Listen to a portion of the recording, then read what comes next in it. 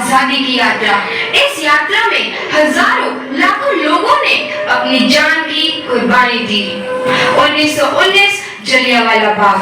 आज हमारी बैसाखी का दिन है, लेकिन पूरा पंजाब बैसाखी नहीं मनाएगा। हम सब बैसाखी नहीं मनाएंगे।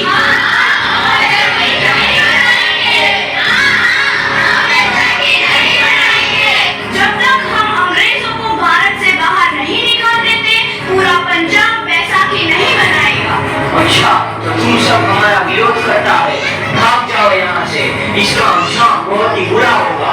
हम नहीं जाएंगे, तुम लोग जाओगे। हमें नहीं, तुमको भारत से भागना होगा। Soldiers, fire!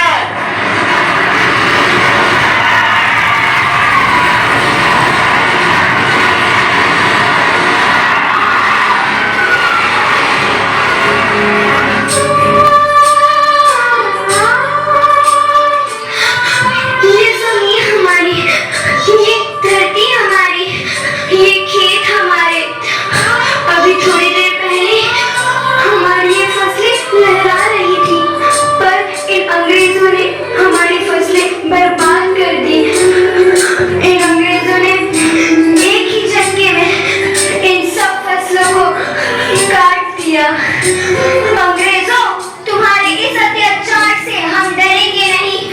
इस अत्याचार का बदला लेकर रहेंगे। हम आजादी लेकर रहेंगे। जलियांवाला बाग हर हिंदुस्तानी की आंख नम कर गया। इस कांड में कितने मासूमों की आहुति चढ़ गई। इतनी हैवानियत से इंसानियत कत्ल कर दी गई। जलियांवाला बाग के हत्याकांड ने आजादी की आग में घी देने का काम किया। मासूम औरतों, बच्चों की दर्द भरी चीखें और सिसकियां इनकलाब का गूंज बनकर उठी। लाला लाजपत राय, भगत सिंह, राजगुरु, सुखदेव सरीखे क्रांतिकारियों ने भारत की इस जमीन से विदेशी दरिंदों को निकाल फेंकने के मंसूबे मजबूत कर लिए। 8 अप्रैल 1929 लाला लाजपत राय के नेतृत्व में साइमन कमीशन के खिलाफ एक भारी जुलूस निकाला गया। साइमन कमीशन वापस जाओ। साइमन कमीशन वापस जाओ। साइमन कमीशन वापस जाओ। साइमन कमीशन वापस जाओ। साइमन कमीशन वापस जाओ। साइमन कमीशन वो है।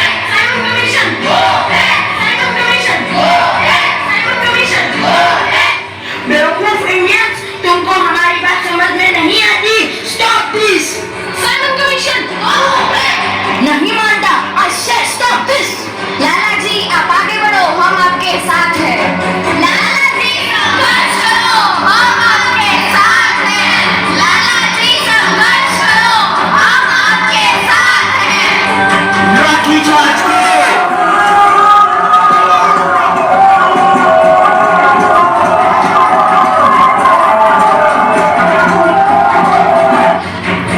लाला जी को तो बहुत गहरी चोट लगी है। उनका सर फट गया है। मेरे शरीर में लगी एक लाठी अंग्रेजी सरकार के कफन में कील का काम करेगी। ये आजादी की लड़ाई रुकनी नहीं चाहिए। ये जिम्मेदारी मैं तुम सबको सौंप कर जा रहा हूँ।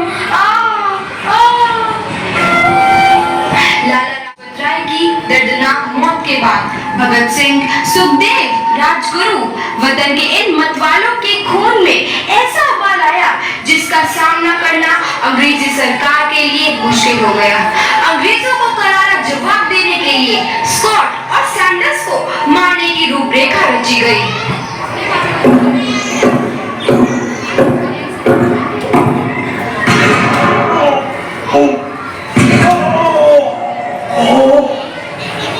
सैंडर्स मारा गया। चारों तरफ तहलका मचा था।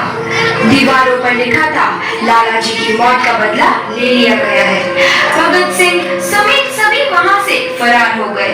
8 अप्रैल 1929 दिल्ली में ब्रिटिश सरकार की सेंट्रल लेजिस्लेटिव असेंबली की बैठक में 2 बम धमाके की आवाज सुनाई दी।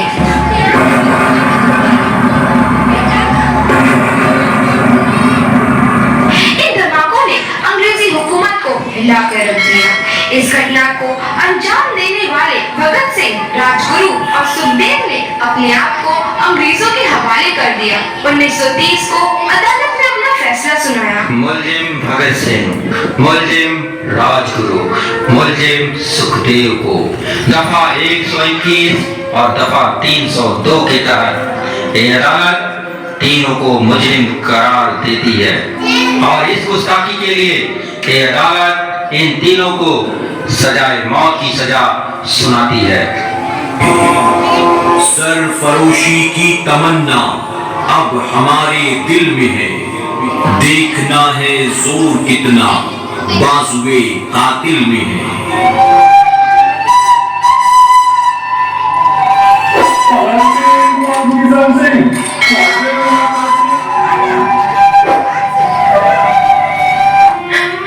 पुत्र की हाल है तेरा। मैं चंगा हूँ माँ, फिक्र करने की कोई गल नहीं। पुत्र, मेरा दिल तेरी तरह पत्थर दिल नहीं होगा। तेरी ये गला सुन के मेरा कलेजा फटे जा रहा है। माँ, मेरा दिल कोई पत्थर जैसा नहीं है, एक वतन परस्त का दिल है जो मेरे देश प्रेम के जज्बे को ताकत देता है। बेटा, मेरा लाल। माँ, आज मेरी तपस्या पूरी होने जा रही है। जे तू रोई तो मैंने तकलीफ होई। सोच, तेरा पुत्र आज शादी करने वास्ते जा रहा है। फर्क केवल इतना है, वो घोड़ी पर नहीं फांसी पर चढ़ने वास्ते जा रहा है। आज तू क्रांतिकारी की माँ है, कल तू एक शहीद की माँ होगी। माँ।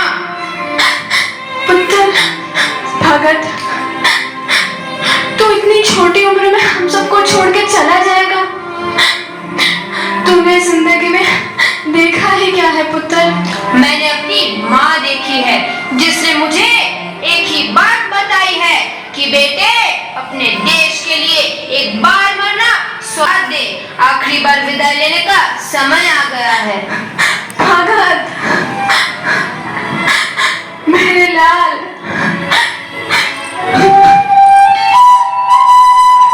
तुम्हारी कोई आखिरी ख्वाहिश?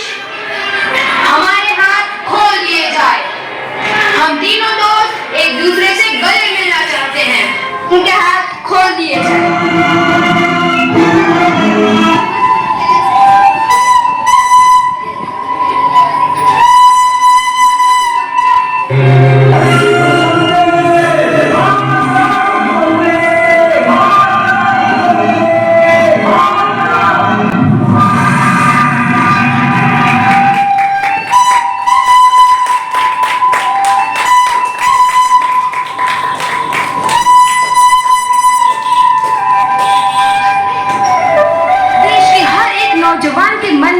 आजादी की नई उमंग हिलोरे लेने लगी।